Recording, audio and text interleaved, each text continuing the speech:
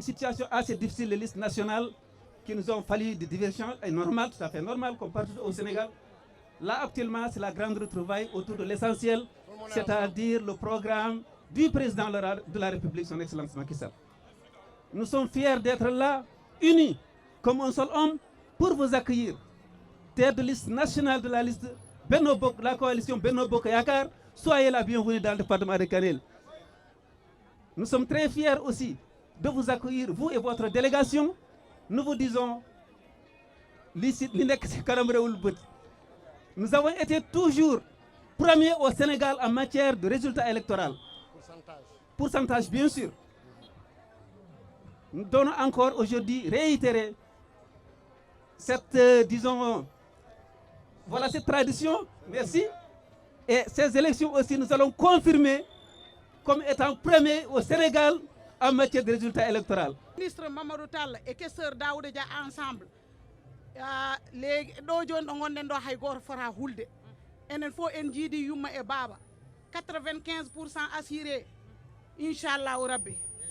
Kon madame le ministre ñu ngi lay dalal di la naan bismillah ci titre foncier Macky Sall.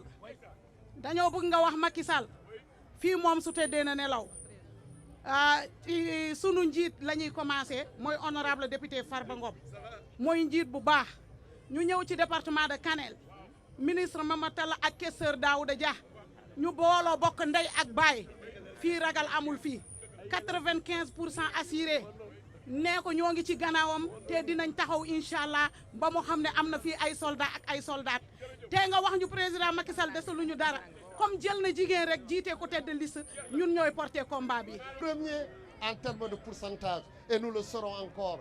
Ici il n'y a pas de combat parce que face à nous il n'y a pas de combattant.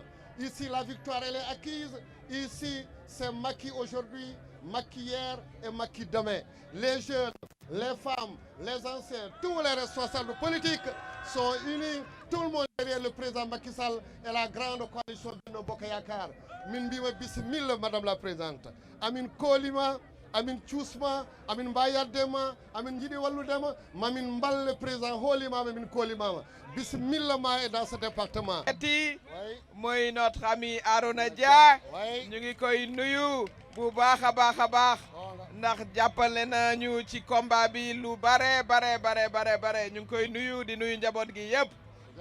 Fii ci Kanel nag comme ni ñu ko waxe woon defe naa Podor ak Matam dafa jaadu rek ñuy campagne électorale parce que loolu la yoon wax waaye fii mënoon nañu jàll rek xam ne yéen mbir mi assuré ngeen ko ba pare waaye nag il faut faire le plein des voix looloy wax ji réew ba il faut que ngeen mobiliser seen notre candidat wax na ko président deselatuñu dara kon ñun nañu ko wanne li mu def ci bourse familiale li mu def ci DER pour jàppale jigéen ñi li mu def ci poste de santé la route du Dandemayo bi nga xam ne mu ngi door loolu yëpp il faut que ñu fay ko parce que ici vivent des gens de grand honneur des gens d'honneur nit ñi bu ñu la defalee da nga leen di delloo njukkal kon fii xanaa dañuy ñëw rek indi leen nuyoo président ziyaare président waaye xam nañ bu baax ne la victoire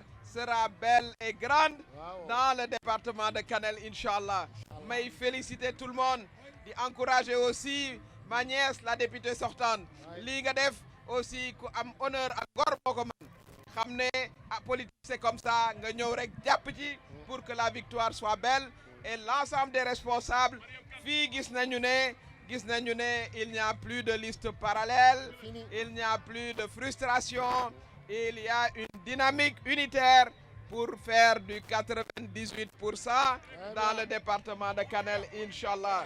Ñu ngi nuyu aussi Ould Dia bu baax di nuyu la jeunesse, toute la jeunesse de la Cogère, Soxna Matam ñu ngi lay nuyu aussi. Le dernier message, c'est en direction de la diaspora de Kanel. Su fekkee ne fii les populations yi fi dëkk dañuy voter le président 95% xam nañ lu tax ñu koy def ay président yu bëri jaar nañ fi ay président ay politiciens fu tànke jaar nañ fi taxul ñu voter leen loolu c'est sur la base de ligne président réalisé parce que bu fi liggéeyu loon it duñ ko woteel daf ko fi liggéey kon yéen ñi nekk Dakar nekk Pikine nekk Guédiawaye nekk dans la diaspora, demandez à vos parents d'ici pourquoi ils votent si massivement pour le président. Ils votent massivement pour le président ndax liggéey bi mu fi def, kon yéen it bokk leen ci ñiy delloo njukkal président. yéen a xam Dakar ngeen di voter wala Rufisque wala diaspora pour qu'il ait une large majorité à l'Assemblée nationale.